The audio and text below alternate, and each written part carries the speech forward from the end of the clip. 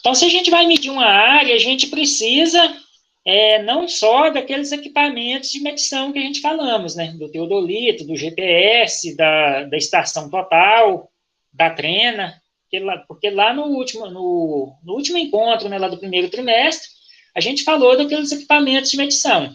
Então, hoje eu vou retomar nos equipamentos auxiliares e rever também, tá, aquele cálculo lá, né, de distância horizontal, utilizando o teodolito. Então, o levantamento com o teodolito, né, vai ser o primeiro aí que a gente vai ver, né, como fazer o levantamento. Então, para fazer um levantamento, primeiro a gente precisa conhecer a área. Então, conhecer a área, né, onde será feito o levantamento. Então, a gente tem que demarcar a área. Então, para mim demarcar os pontos da área, então o que a gente faz? A gente utiliza piquetes, tá? Então, são pequenas estacas de madeira para demarcar o perímetro da área. Então, a gente pode estar utilizando piquetes, né, de seção quadrada. Então, a gente poderia pegar uma ripa de madeira, né, dividir ela em pedaços, fazer uma ponta, e com uma marreta, né, ou um martelo, cravar nesses piquetes ao longo do perímetro da área. Então, a gente tem aí como função do piquete, né, a materialização dos pontos no campo. Então, por exemplo, se eu tiver um perímetro, então vamos supor, deixa eu só abrir aqui o... Então, vamos supor que eu tenho um perímetro. Aqui eu tenho uma poligonal aberta, tá? Então, eu poderia, por exemplo, fechar esse perímetro. Então, se eu fechar aqui esse perímetro, então eu tenho que ligar, né, aqueles dois pontos ali. Então, eu teria que fazer essa ligação aqui, né, no perímetro da área. Então, em cada vértice, eu cravo um piquete daquele. Então, eu teria, por exemplo, eu posso demarcar essa área no sentido horário ou anti-horário. Isso aí vai depender da preferência do topógrafo. Então, ali eu colocaria o piquete 1, ali o piquete 2, piquete 3, e assim por diante, né? Piquete 4, piquete 5. Então, eu teria ali 5 pontos. Aí, o método de levantamento vai depender muito do tamanho da minha área. Se essa área for uma área pequena, eu poderia fazer um levantamento, que a gente dá o nome, tá, de levantamento por irradiação. Então, eu poderia fixar um piquete aqui dentro da área, instalar o teodolito ou a estação total nele.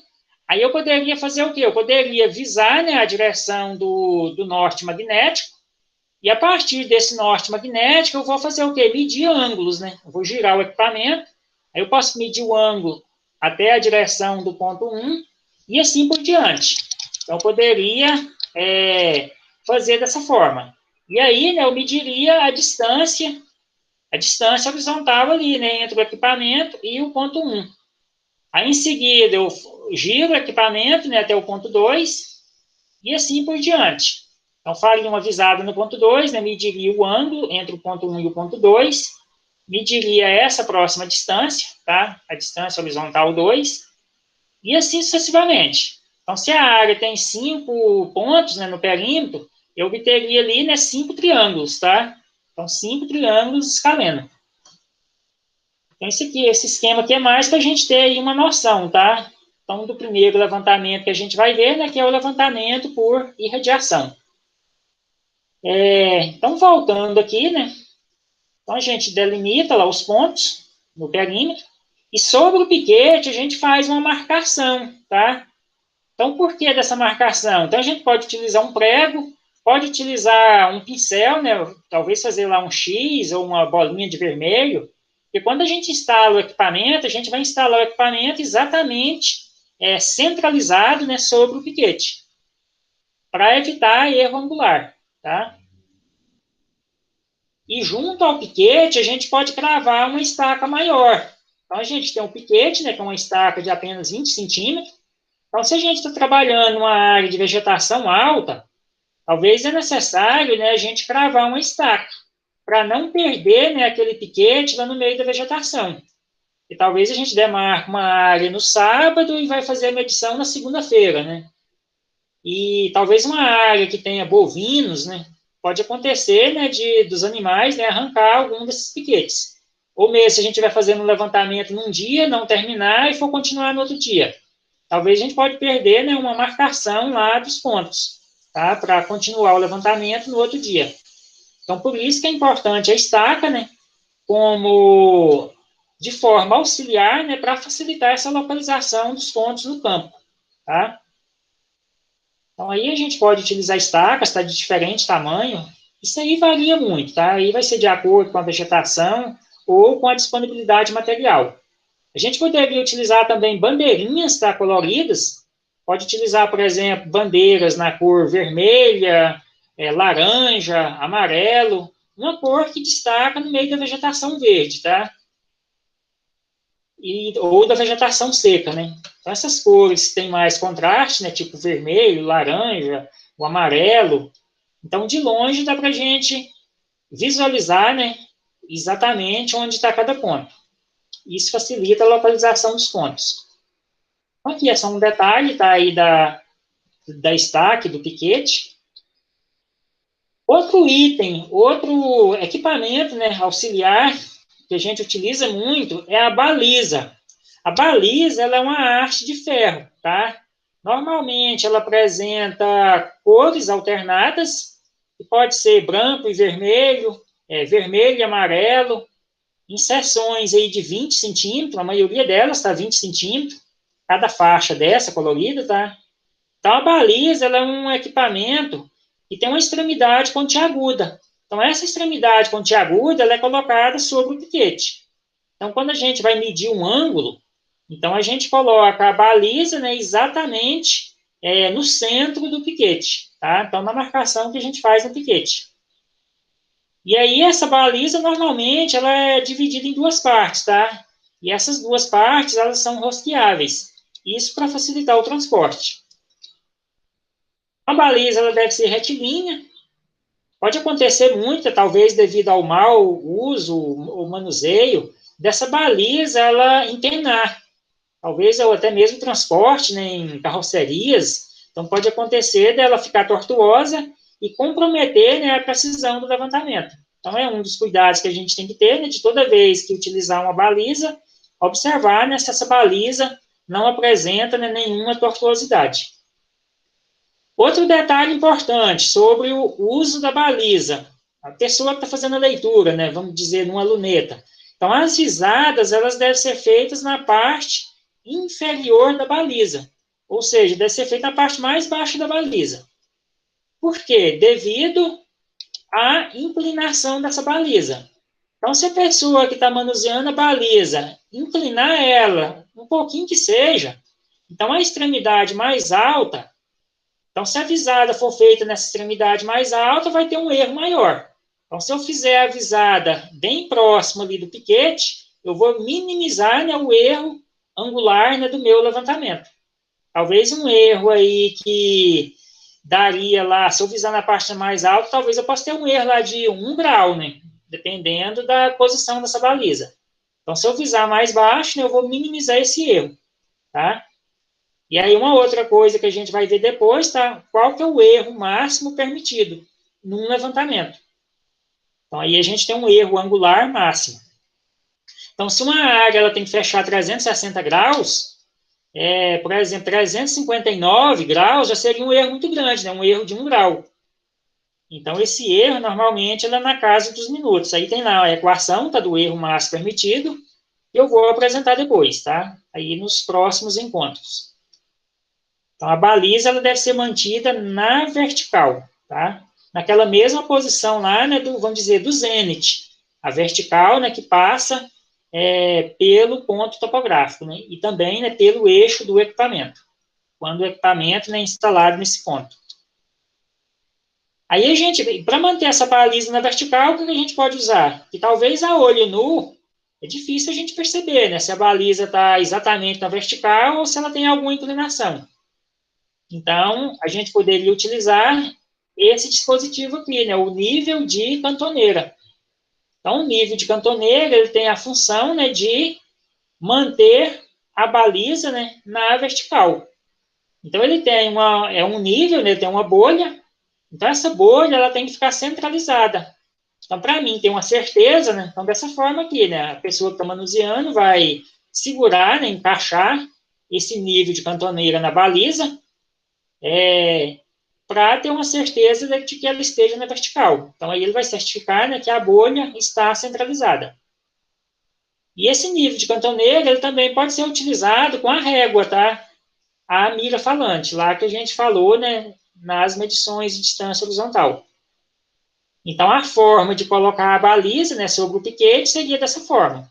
Então, a extremidade dela, né, exatamente no centro do piquete. A mira falante, né, ou régua, também denominada de estádia, tá? Então, essa régua, então existem réguas de 4 metros, ou até mesmo de 5 metros, tá? As últimas réguas que a gente comprou, né, lá no IF, são réguas de 5 metros de comprimento. Depois vocês vão ter lá a oportunidade, né, de manusear essas réguas, quando a gente vai voltar, né, às aulas presenciais. Então, a régua, ela apresenta duas faces. Então, tem um lado da régua que tem uma divisão em milímetros, centímetro, milímetro, metro, e tem o outro lado, que é o lado colorido, que a gente vai ter uma divisão, né, em decímetros e centímetros. Então, quando a gente estiver fazendo visada, né, uma pequena distância, por exemplo, uma distância de até 20 metros, aí a gente pode fazer leitura desse lado, tá? Do lado com precisão em milímetro, porque aí a gente vai ter uma medição mais precisa. Agora, se eu estiver fazendo uma visada a uma distância maior, né, uma distância aí de 40 metros, talvez a luneta lá do equipamento não vai possibilitar, né, eu fazer uma leitura dos milímetros. Aí eu teria que fazer o quê? Fazer um arredondamento, né, da minha última casa decimal. Aí eu posso ler lá metros, decímetros, centímetros e arredondar os milímetros para 0 ou 5. Então, por exemplo, se eu olhar lá na luneta e ver lá o fio, né, que está lá na luneta, vamos supor o fio médio do equipamento. Então, se ele estiver aqui abaixo do 15, então o 15 aqui, né, seria 1,50 m. Então, para mim, anotar isso aqui, né, com 3 casas decimais, eu anotaria 1,500. Aí, por exemplo, eu coloquei outras leituras aqui, ó, 1,42 m. Então, eu teria lá 1,40 m, 1,41 m, depois 1,42 m, né? Então, cada marcação dessa aqui de vermelho, vermelho e branco, né? Cada uma delas é 1 centímetro. Então, se a gente pegar outros exemplos de leitura, né? Ali seria quanta? Eu tenho ali 1,30 m e eu contabilizo, né? 31, 32, 33, 34, 35. Então, para mim, anotar aquilo ali, né? 1,350. 1,350. Aí eu coloquei aqui outras leituras. Se coincidir no meio, então ali está no meio do branco, né? Então, eu anotaria o quê? Ali dá 90 centímetros e eu contaria 91, 92, 93, 94 e meio. Então, 0,945, né? Então, seria a leitura dessa forma, né? Então, se estiver no meio, eu arredondo para 5. Se estiver próximo do zero, se der, por exemplo, aí não tem como eu contabilizar, né? 37, 38, essa última casa decimal. Então, aí eu tenho que fazer um arredondamento. Então, a sequência de leitura é essa. Então, a gente faz a leitura dos metros. Então, por exemplo, se tiver 16, está na casa de 1,60 m. Se tiver lá 12, está na casa de 1,20 m. Aquele fio, né? Então, existem réguas desse modelo, tá?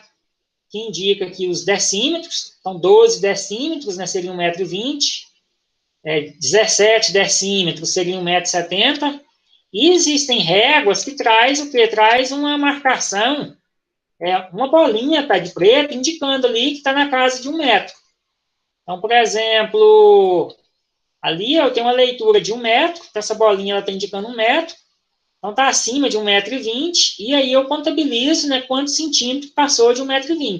Então, ali eu teria 1,25 m, 26, 27, 28 e meio, né? Então, 1,285. Então, a leitura seria dessa forma. E outro detalhe da régua para facilitar transporte é que essa régua ela apresenta dobras. Ela tem uma trava, tá? Então a gente abre a régua e encaixa essa trava. Então tem um furo na parte de trás, né, da régua, onde a gente encaixa lá tá um botão. Esse botão ele tem uma mola, então toda vez que a gente pressiona ele para fechar, por exemplo, para fechar a régua ou para abrir a régua, a gente tem que pressionar, tá, essa trava, para abrir a régua ou mesmo para fechar a régua, tá? Ô, professor, Pois e o não? máximo que essas réguas vão é de 5 metros? É, o tamanho máximo dela, 5 metros, tá? Ah, sim. Porque uma régua de 5 metros, se a gente tivesse uma luneta boa, ela possibilitaria a gente medir uma distância de 500 metros. E aí eu teria, por exemplo, o fio superior no 5 e o fio inferior no 0. Aí quando eu faço aquela diferença, né, fio superior menos fio inferior, dá 5. Aí vezes aquela constante 100 do equipamento, 5 vezes 100 dá 500, né? Ela possibilitaria medir 500 metros. Só que o problema é que os equipamentos não têm uma luneta, né? Que talvez a gente consiga fazer uma leitura estando a régua, né, a 500 metros de distância.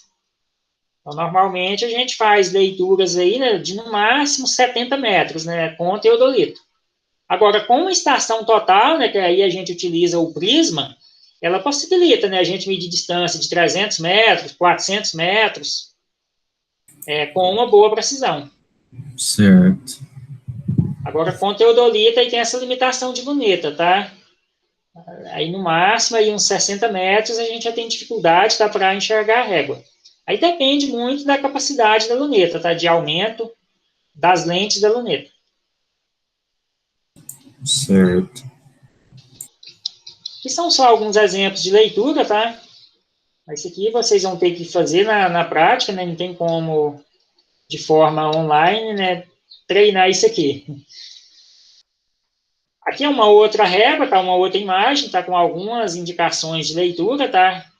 Então, por exemplo, o traço lá do fio, né, coincidindo nessas posições. Então, eu coloquei aqui, tá, o valor respectivo de leitura. E depois vocês dão uma verificada ali. Outro item importante, equipamento auxiliar, o prumo. Então, quando a gente instala o equipamento ele tem que ficar nivelado, tá, e centralizado sobre o piquete. Então, se a gente instala o equipamento lá no perímetro da área, né, num ponto, então o equipamento ele tem que ficar centralizado sobre o piquete, para não ter erro angular. Então, para que esse erro angular seja mínimo. E aí, conforme os equipamentos, a gente tem 3 modalidades de prumo. Então, a gente tem esse fio de prumo, tá, que é o, hoje em dia, menos utilizado, porque a maioria dos equipamentos, né, ou tem um nível óptico, ou o prumo a laser, tá? Que é o seguinte, esse fio de prumo, ele vai dar uma noção aproximada, tá, de centralizar o equipamento sobre o ponto. Esse prumo, ele não pode ficar balançando, né? E aí eu não vou ter uma certeza de que o equipamento esteja centralizado, mas no caso dos teodolitos eletrônicos que a gente utiliza, então eles têm uma luneta, que é o prumo óptico. Então, por esse prumo óptico, a gente olha nele e vai enxergar, né, o piquete ou o verde da vegetação, né, o capim. Aí, se o equipamento estiver fora do ponto, aí ele tem lá uma marcação, e essa marcação ela tem que coincidir, né, com o centro do piquete. Então, o prumo óptica funciona dessa forma. É como se fosse uma luneta mesmo, só que essa luneta a gente olha e a gente vê, tá, a superfície do solo. E aí a gente pode orientar também com a ponta do pé, tá? Porque talvez a gente olhe e vê só o capim, né, verde. Mas ele não sabe se tem que deslocar o equipamento para a esquerda, para a direita, para frente ou para trás. E aí a gente pode orientar com a ponta do pé. E a gente coloca a ponta do pé, né, debaixo do equipamento e vê, né, onde que está coincidindo lá, né, o centro do equipamento. E no caso das estações totais, o prumo delas, existem estações totais com prumo óptico e existem estações totais com prumo laser. As estações totais com prumo laser, elas emitem uma luz vermelha, tá, sobre o piquete.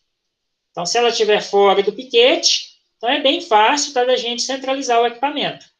E aí é só a gente mover, tá, o tripé e deslocar ela para ter um parafuso, né, de fixação. E aí a gente pode, mesmo é que se a distância for mínima para centralizar, talvez nem precise da gente mudar o tripé de posição. E aí a gente pode deslocar ela, tá, sobre essa base. Um pequeno movimento, tá, Então, é possível aí a gente ajustar o equipamento sobre o ponto. E aí, a luz do laser, né, ela vai incidir exatamente, né, sobre o piquete. Isso aqui depois eu vou mostrar para vocês, tá?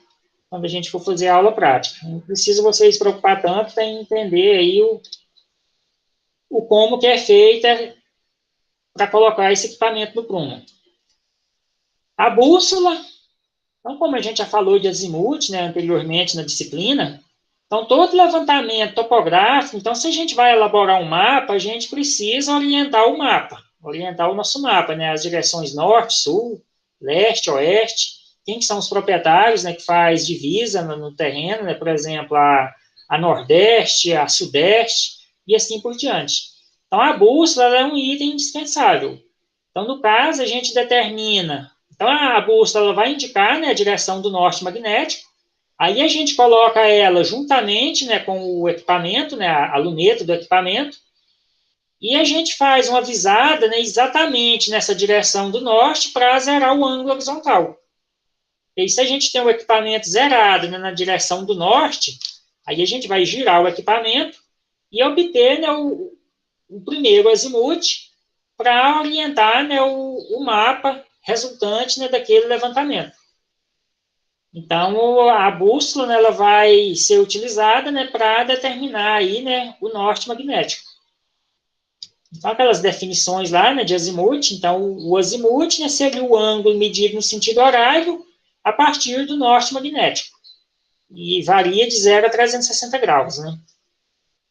Então, aí a gente vai estar utilizando a bússola, né, então, espero fazer aí alguns levantamentos com vocês, né, quando a gente retornar, e, no caso, a bússola, né, a gente vai estar utilizando, tá, para Professor, determinar essa direção do norte. Alguém ia perguntar? só por curiosidade mesmo, quanto que é um teodolito, mais ou menos? Se a gente fosse comprar, por Termos de exemplo. custo, hoje um teodolito novo, ele deve estar numa faixa de uns 4.500, tá? 4.500. Ah, Mas eu acho que seria mais compensável, talvez, uma estação total. Só que a estação total, ela vai ter um custo um pouco mais alto, só que você vai ter uma melhor precisão, né, do levantamento. E você vai conseguir entendi. transferir, né, os dados da memória da estação para o computador. Facilita, né, na elaboração de mapas. Já no caso Sim, do teodolito, você precisa de uma planilha, né, para anotação de ângulo, para determinar a distância. Já a estação total, né, você consegue fazer um levantamento de forma mais direta. Então, lá no campo mesmo, tem como você saber, né, quanto que mede aquela área, tá? entendi. Aí, tanto o teodolito, a estação total, ou mesmo nível óptico, né, que a gente vai ver depois em altimetria, então, todos esses equipamentos, eles são instalados em tripé, tá? O princípio de instalação é o mesmo. Então, todos eles têm que ser centralizados sobre o piquete, todos eles têm que ser nivelados, tá? Antes de iniciar o levantamento. Então, a gente tem duas modalidades de tripé, tá? No mercado. Então, a gente tem os tripés de alumínio. O tripé de alumínio ele tem um custo mais alto, porém, ele vai ter uma durabilidade maior, né?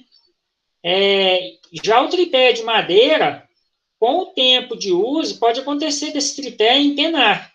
Esse tripé de madeira ele tem apenas um revestimento de plástico, tá? Mas a parte interna dele é de madeira. Então, se ele ficar no sol, tomar sol, chuva, pode acontecer, né, dele empenar essas pernas. E talvez isso seja um problema, né, para nivelamento do equipamento. Aí um detalhe com relação a manuseio, talvez numa condição de vento, esse tripé de madeira ele possa ser melhor. O tripé de madeira ele é um pouco mais macio, tá? Já o tripé de alumínio, ele vibra mais numa condição de vento. Talvez o equipamento ele fica tremulando mais, né, quando você está fazendo um levantamento, se estiver ventando. Então, o tripé ele possui ajuste de altura. Então, a gente tem as travas, né, de ajuste de altura. Então, a gente tem aí, né, de fazer o ajuste, né, de acordo com a altura. Então, a pessoa que vai fazer o levantamento, né, vai fazer esse ajuste de altura. Então, o tripé, ele possui, né, essas travas aí, né, Então, a abertura também do tripé, essa abertura do tripé, então a gente não pode, naquele vídeo lá que eu coloquei, né, o vídeo 1, vai estar explicando aí, tá, essa instalação. Então, a gente tem que instalar o equipamento de forma que, quando instalar o equipamento, né, a luneta vai ficar na altura dos olhos, né, da pessoa que vai fazer o levantamento. Outro detalhe importante, tá, para evitar aí, danos nos equipamentos, no caso do tripé, da régua, da baliza, então, quando a gente não estiver utilizando esses equipamentos, evitar deixá-los em pé. E talvez pode vir um vento, né? E uma queda talvez pode danificar, né, uma trava dessa. Então, uma trava de plástico. A mesma coisa, a régua, né, pode acontecer dela estragar, tá? Então, é aconselhável para deixar os equipamentos deitados, então, quando não estiver utilizando no campo, né? E outro detalhe importante, né, a caixa de guardar, né, tanto o teodolita, estação total, ou mesmo nível, então a gente manter ela fechada. E talvez a gente está fazendo um levantamento próximo à estrada de terra, e toda hora passa um carro lá, fazendo poeira, né? E aí, depois que terminar o levantamento, essa caixa vai estar cheia de poeira, né? Ou se tiver numa condição de chuva, né, pode vir uma chuva, molhar, né, a parte interna da caixa, e todo equipamento eletrônico, né, não pode ter contato com umidade. Então, se acontecer dessa caixa molhar, é aconselhável deixar ela aberta, tá? Até ela enxugar. Então, jamais guardar o equipamento, né, com essa caixa, né, com umidade, e fechar ela. Isso para evitar danos aí, tá, nos equipamentos. Outro item importante, no caso de um levantamento, tá, para aula prática, né, quando a gente retomar a aula prática, é importante vocês terem uma prancheta para apoio, tá? E quando a gente vai fazer o levantamento no campo, né, a gente tem que escrever, anotar, talvez fazer um mapa preliminar também, né, do levantamento, e ter também em mãos, né, uma planilha. Então, na planilha, isso aqui é um modelo de planilha, tá, uma caderneta. Então, a gente tem aí, né, algumas anotações. Então, por exemplo, eu tenho lá, ó, estação. Estação é o que? O ponto onde eu estaciono o equipamento. Então, aí a gente dá o nome de estação. Eu posso, por exemplo, ter a estação 1, ponto visado 2. Então, o ponto visado é onde eu coloco a régua, né? Aí eu posso ter a estação 2 e o ponto visado 3. Aí eu levo o equipamento para o ponto 2, né? E viso a régua no ponto 3. Então, cada visada, eu vou ter uma estação e um ponto. E aí eu vou ter, né, as leituras de fio inferior, fio médio, fio superior, ângulo horizontal, ângulo vertical. Então, essa parte aqui, né, a gente faz no campo. E aí, por exemplo, diferença de 90 graus e distância, isso aqui a gente calcula, né, depois, vamos dizer, no escritório, né? E aqui a gente pode colocar também uma observação. Por exemplo, ponto 1, talvez pode ser lá, né, um poste de rede elétrica. E aí você vai ter lá, talvez, vários pontos, talvez lá 50 pontos, e é importante você saber, né, o que significa pelo menos alguns desses pontos. Isso por quê? Porque se a gente cometer o equívoco de medir um ângulo de forma incorreta, tem como a gente identificar onde está o erro. E talvez um ângulo medido no sentido horário, talvez a gente anota, né, 90 graus no sentido horário. Esse mesmo ângulo no sentido anti-horário, ele pode ser 270 graus. E aí, né, facilita, né, a gente identificar o erro e não ter que fazer todo o levantamento novamente, tá? O que demandaria muito tempo. Então, por isso que é importante, tá, essa coluna, né, da observação. Então, sempre que a gente não finalizar, né, um levantamento num dia e for ter que voltar no outro dia, é importante anotar, tá, o ponto aonde parou, e talvez lá no meio de vários pontos, né, a gente possa confundir, né, e talvez medir a mesma distância 2 vezes e ter essa dúvida. Importante fazer, né, um croquis. Esse croquis seria um mapa preliminar da área. Se a gente tiver uma área lá que tiver 8 lados, então a gente faz um esquema da área, faz um esquema, né, coloca onde que está o equipamento, no caso, se for fazer um levantamento ou irradiação, porque aí a gente já tem uma noção melhor, né, dos ângulos, tá? Para elaborar depois o mapa. Aqui são detalhes, tá, de instalação. do tripé, mas isso aqui depois vocês dê uma lida, tá? Lá naquele arquivo texto, lá vai estar falando quase que a mesma coisa daqui, tá? Então, o tripé ele deve ser aberto, não de forma exagerada, tá? E também não manter as pernas não muito fechadas, né? Evitando o risco de queda. Então, aí, posiciona o tripé sobre o ponto. Então, crava, né, os pés, né, do tripé ao solo. Isso aqui é importante, né, principalmente quando a gente trabalha num solo revolvido, né, talvez um solo onde passou grade, um solo fofo. Então, pode acontecer durante o levantamento, né, do equipamento sair do nível. Talvez a gente pisa, né, próximo ali do pé do tripé, e esse solo afunda e o equipamento sai do nível. E aí, né, ocasiona erros, né, no levantamento. Erro angular, né, principalmente. Então, isso é importante, né, para evitar que o equipamento se mova, né, durante as medições. A questão de altura, né, do tripé, aquilo que eu falei, sempre que possível, né, então o ideal é o topógrafo trabalhar, né, entre duas pernas do tripé, assim ele trabalha numa posição mais confortável, tá, evitando ter que inclinar, né, o tronco para fazer as leituras, e a altura, né, de forma que a altura da luneta, né, vai coincidir com a altura dos olhos, tá? Então, vai ser uma posição aí, né, de melhor conforto, né, para o topógrafo, para fazer as leituras. Aí, com relação a nivelamento, é importante também, né, quando instalar o tripé, essa base, né, do tripé, ela ficar na horizontal. Isso facilita muito o nivelamento, tá? Então, isso aqui seria o quê? Um nivelamento grosseiro. E outro detalhe importante, né, para colocar o equipamento sobre o piquete, nesse caso aqui é um marco, tá? Um marco topográfico, um marco de cimento.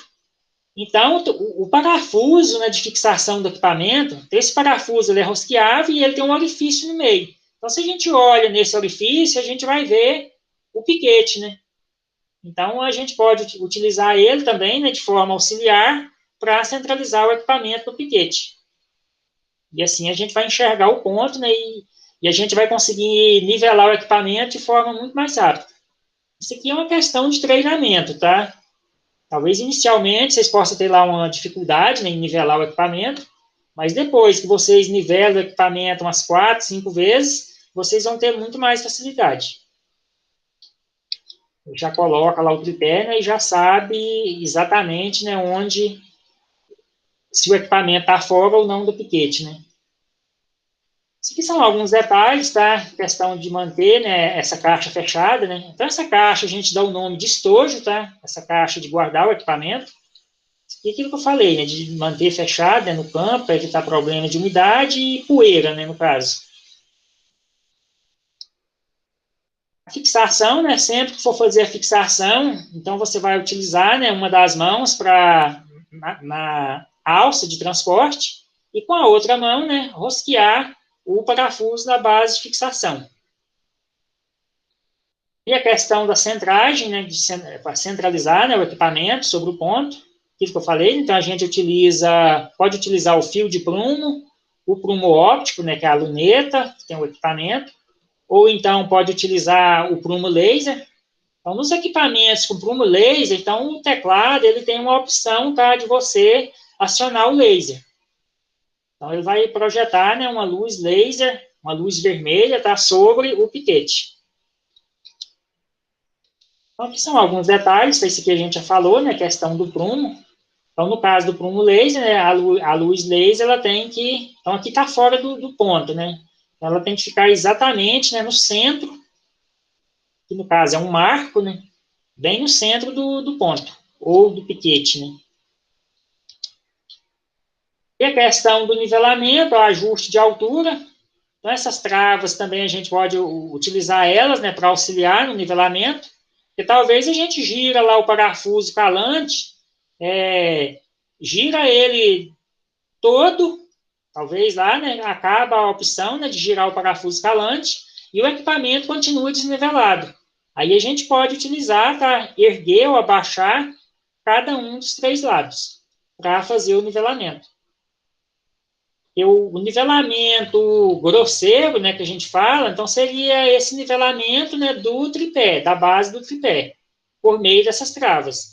E o nivelamento fino seria o nivelamento, né, com os parafusos escalantes, com os 3 parafusos, né, da base do equipamento.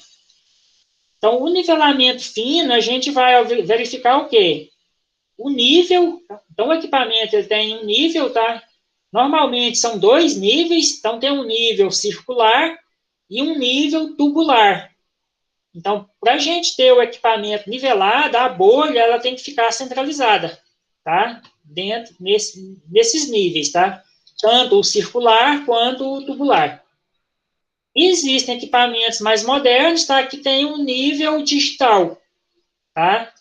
Então, aí a gente tem uma indicação, né? Então, aqui eu tenho um equipamento em nível e aqui o equipamento está em desnível. Aqui está indicando, né, para onde, de qual lado, né, eu tenho que erguer ou abaixar, tá, o equipamento. Então, tem que ter o nivelamento tanto no sentido, vamos dizer, da longitude e no sentido da latitude, né? Ou seja, no sentido do eixo X e do eixo Y. Então, tem que nivelar o equipamento, né, em 2 direções. Para mim ter uma certeza, né, aí para não ter problema, né, de erro angular no levantamento. E a questão dos parafusos calantes, esses parafusos calantes funcionam da mesma forma de uma balança eletrônica.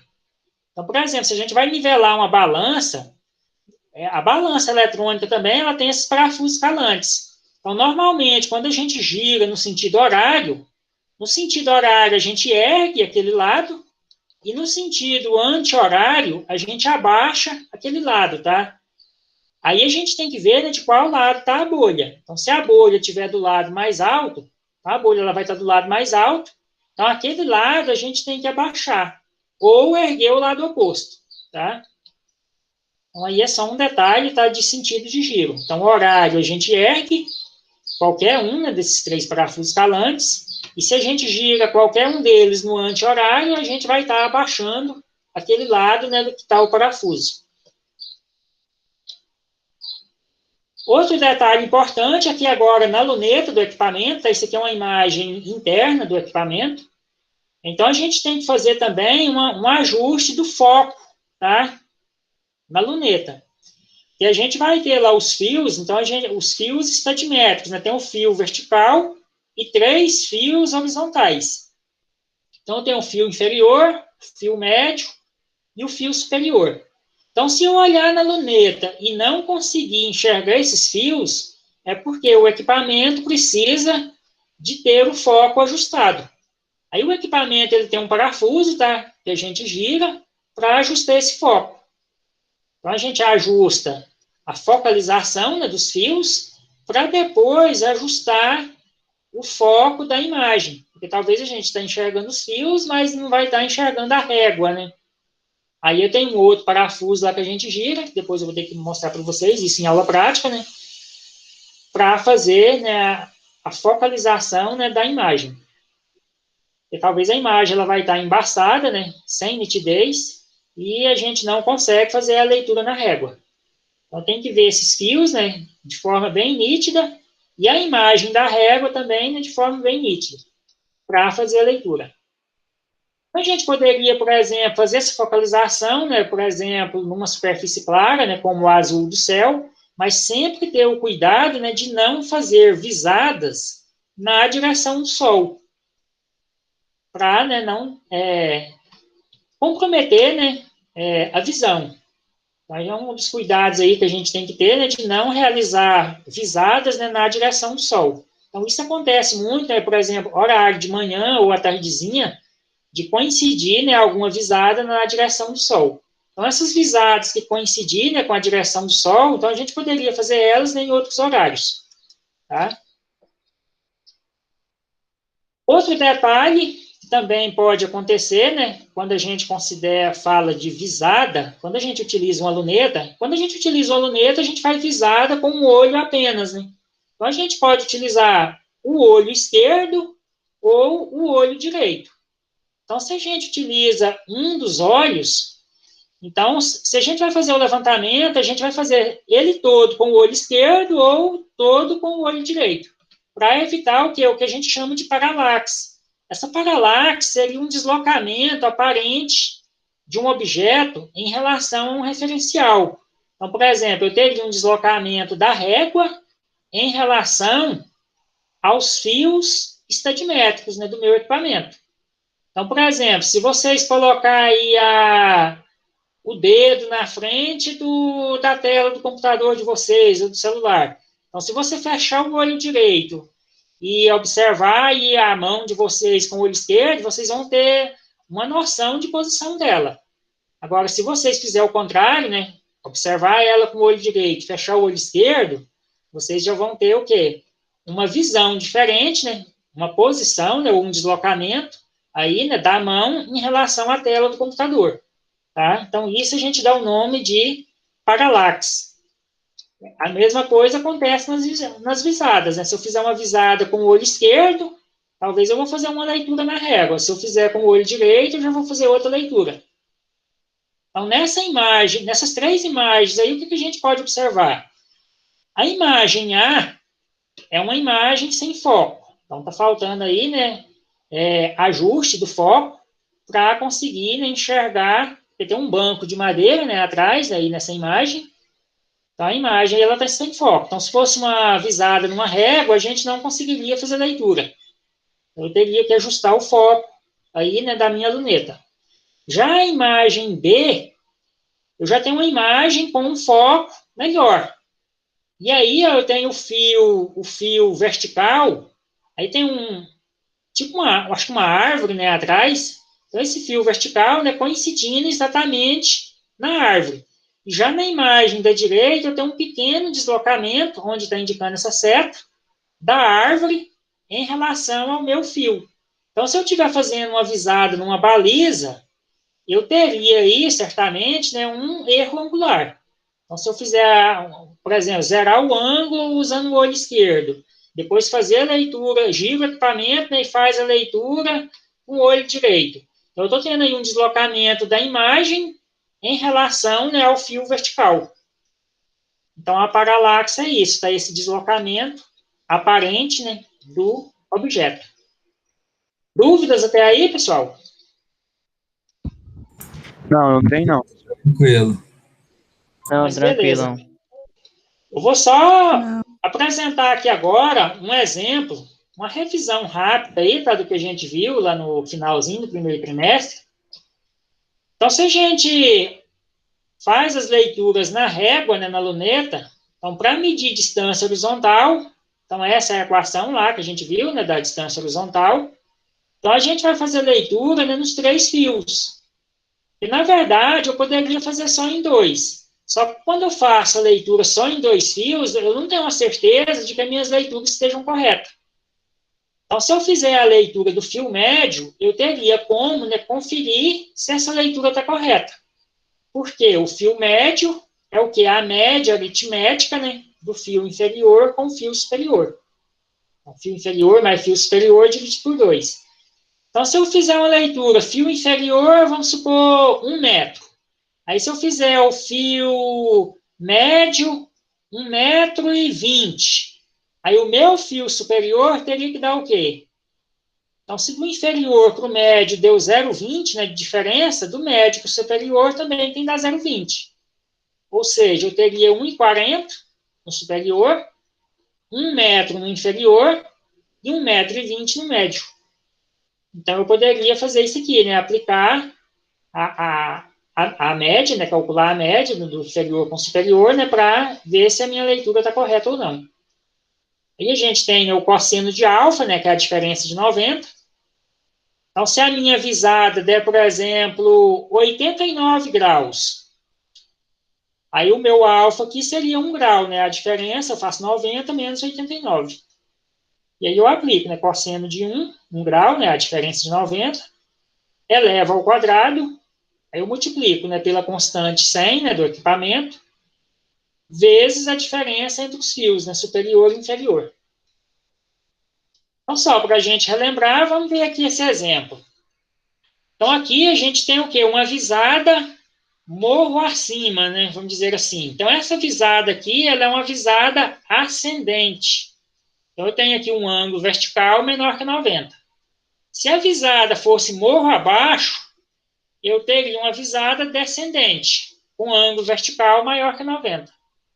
Tá?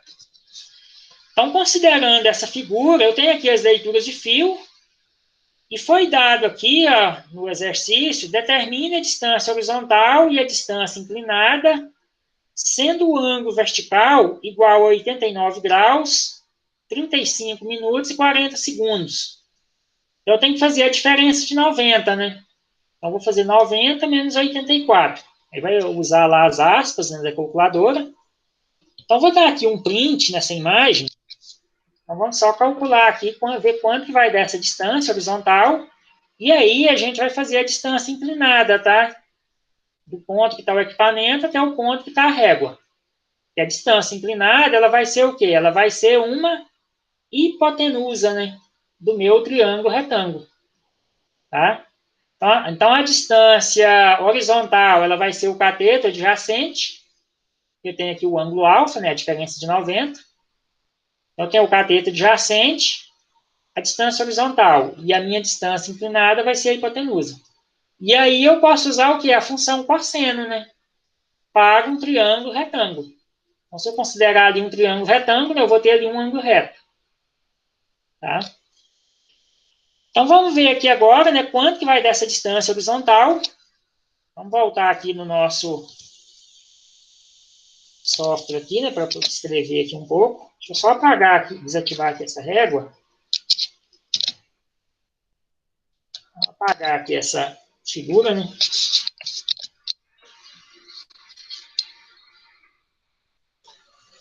Peguei de lá, acho que aqui dá para a gente visualizar, né. Então, é o seguinte.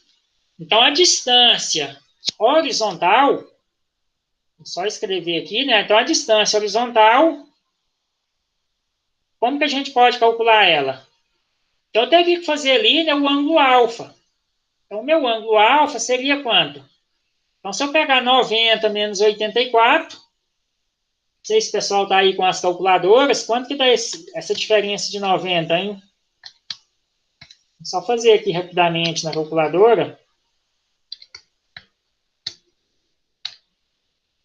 90 graus menos 84. Deixa eu ver se eu já tenho ela aqui resolvida.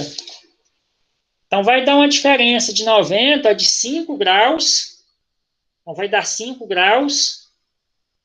Aí vocês vão fazer, né? 90 menos 84.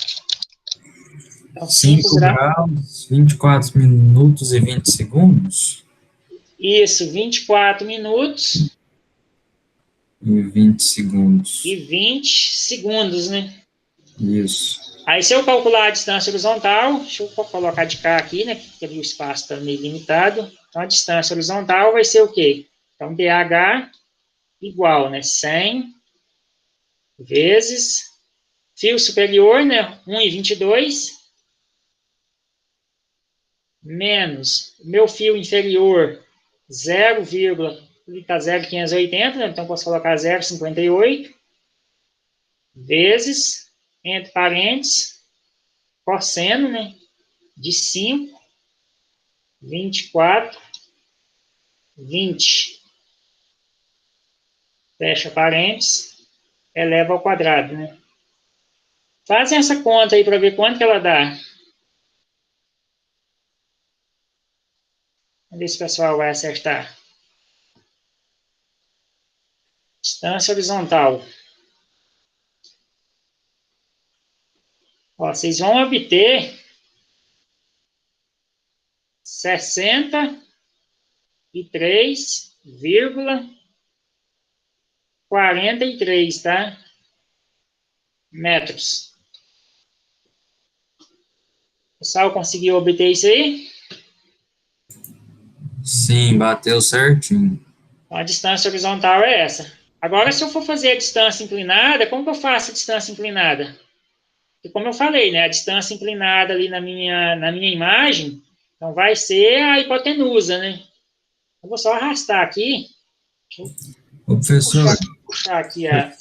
Essas contas, quando a gente vai fazer na calculadora científica, ela sempre tem que estar no grau, né? Tem que estar... Sim, no grau, a unidade ângulo grau, tá? Porque talvez se você mexer lá nas unidades da radiano, grado, né, naquela tecla lá, mode, né, que você pressiona mode 2 vezes, muda lá, tem como você mudar a unidade de ângulo, né? Então, você tem que deixar sempre na unidade grau, vai aparecer o D, né, lá no display da calculadora. Certo. Então, da agora para frente, a gente vai trabalhar só com a unidade grau, tá? Só com grau, vai precisar mexer com radiana. Isso. Porque o próprio, os equipamentos de topografia, tem como você configurar também a unidade de ângulo deles. Mas a gente tem trabalhado com a unidade grau. Grau, minuto, segundo. Certinho. Então, se a gente vai calcular a distância inclinada, então, considerando lá o triângulo retângulo, então eu posso fazer, né, cosseno do ângulo alfa, né, que é 5, 24, 20, vai ser o quê? Cateto adjacente. Quem que é o cateto adjacente? Vai ser a minha distância horizontal, não vai? Sim. Então, o cateto adjacente ali do ângulo alfa vai ser a distância horizontal. Então, se a gente olhar ali, né, na figura. E a minha hipotenusa vai ser o quê? A distância inclinada. Então, a hipotenusa vai ser a distância inclinada. Então, eu vou colocar ali agora, né, 63,43, 63,43, dividido pela distância inclinada, né, a hipotenusa. Então, dividido por DI, né, vamos colocar DI, né, distância inclinada. Aí, como que resolve isso aqui? Passo o cosseno para o denominador e o DI para o lado esquerdo, né? Então, a distância inclinada vai ser 63,43 dividido pelo cosseno, né, de 5 graus. 24 minutos e 20 segundos. Então, fazendo aí a divisão, vocês vão obter 63,71 metros. Então, essa distância inclinada, ela tem que dar um pouco maior, né, do que a distância horizontal. Se eu tivesse um ângulo alfa maior, aí eu já teria uma distância inclinada diferente, tá? Porque essa inclinação aqui, à medida que ela aumentar, eu vou ter na verdade, eu vou ter uma redução, né, da minha distância inclinada. Então, vamos voltar aqui agora no arquivo. Então, deu aqueles valores ali, né, 63,71, né, 63,43. Então, beleza. Dúvidas até aí, pessoal? Não. Então, vamos ver aqui agora uma última parte. O seguinte, os equipamentos que a gente utiliza no Unigef, né, vamos utilizar, então o Teodolito, ele tem o teclado nesse formato aqui, tá? Então, é um teclado bem simples. Então, a gente tem aqui no display do equipamento, né, o ângulo horizontal no sentido horário, né? Esse HR aqui quer dizer sentido horário, e tem como a gente mudar esse sentido de medida do ângulo. Então, se eu quero medir um ângulo no sentido anti-horário, eu posso pressionar essa tecla RL, tá? A tecla RL, ela vai alterar, tá? Alternar, na verdade, né, o sentido de medição do ângulo, toda vez que eu pressionar essa tecla. Então, se aparecer no display HR, quer dizer que o meu equipamento, né, ele vai medir ângulo no sentido horário. Ou seja, esse ângulo ele vai crescer à medida que eu girar o equipamento no sentido horário. Se aparecer ali HL, quer dizer, né, que o meu ângulo vai ser medido no sentido anti-horário. E toda vez que eu quero zerar o ângulo horizontal, né, numa direção, eu poderia, por exemplo, zerar esse ângulo no norte ou zerar num determinado ponto, eu pressiono essa tecla offset, tá? Ela é a tecla que a gente usa, né, para zerar ângulo. Aí a gente tem essa tecla liga, desliga, né, on-off. Então, a gente, para desligar o equipamento, a gente tem que pressionar ela e segurar por 3 segundos, tá? Para ligar, basta pressionar rapidamente. E agora, para desligar, eu tenho que segurar ela um pouco, por 3 segundos, né, para o equipamento desligar. Aí a gente tem a tecla Hold. Essa tecla aqui, a gente usa ela para congelar valores de ângulo, tá, no display. Então, se tiver, por exemplo, ventando, então, como se o equipamento estiver vibrando, né, numa condição de vento, acontece dos segundos aqui, né, da minha medida de ângulo horizontal, ficar variando. Para evitar essa oscilação, né, na condição de vento, a gente pode pressionar essa tecla Hold para fixar, né, os valores de ângulo no display e assim a gente fazer uma leitura mais precisa, tá? Isso tanto do ângulo vertical, o ângulo horizontal, quanto do ângulo vertical. Então, esse ângulo que aparece na parte de cima é o ângulo vertical, tá? Onde está aqui esse V. Então, tem aqui um ângulo vertical, né, de 180, 42 minutos e 22 segundos. E tem essa outra tecla aqui, né, V, percentagem, que indica inclinação de rampa, tá? Ou declividade. Toda vez que a gente pressionar essa tecla, esse ângulo aqui, né, ele vai alterar para a declividade. Aí o equipamento ele vai apresentar, né, a declividade em porcentagem, e aí se eu pressionar de novo, né, vai voltar, né, para o ângulo vertical em grau, minuto, segundo. Se a luneta estiver exatamente na horizontal, e eu pressionar ela, vai dar uma declividade de 0%, tá? Aí se eu inclinar a luneta, né, vamos dizer, morro abaixo, aí eu já vou ter um valor positivo de declividade, tá? Então, essa tecla, então ela poderia ser mais utilizada na altimetria, tá? Em medição de desnível, declividade. Então, se a gente tiver medir, por exemplo, uma distância horizontal e souber a declividade do terreno, tem como eu saber a diferença de nível, né? A distância vertical entre dois pontos. E essa tecla aqui, né, Light, onde está essa lâmpada, é uma tecla que a gente usa, por exemplo, quando estiver escurecendo, talvez o topógrafo quer terminar um levantamento no mesmo dia, já está à tardezinha, né? Após o pôr do sol, talvez ele não está conseguindo enxergar o display. Então, ele pode pressionar ela para acender, né, a iluminação do display. Só que aí um detalhe, né? Se eu manter essa iluminação do display acesa, o meu equipamento vai consumir, né, mais bateria. E talvez uma bateria, né, não é suficiente para um dia de trabalho, né, 8 horas de trabalho. Então, durante o dia, né, a plena luz do dia, eu posso manter, né, a iluminação do display desligada. Então, pressionando essa tecla, né, toda vez que pressiona ela, vai acender ou desligar, né, essa iluminação interna.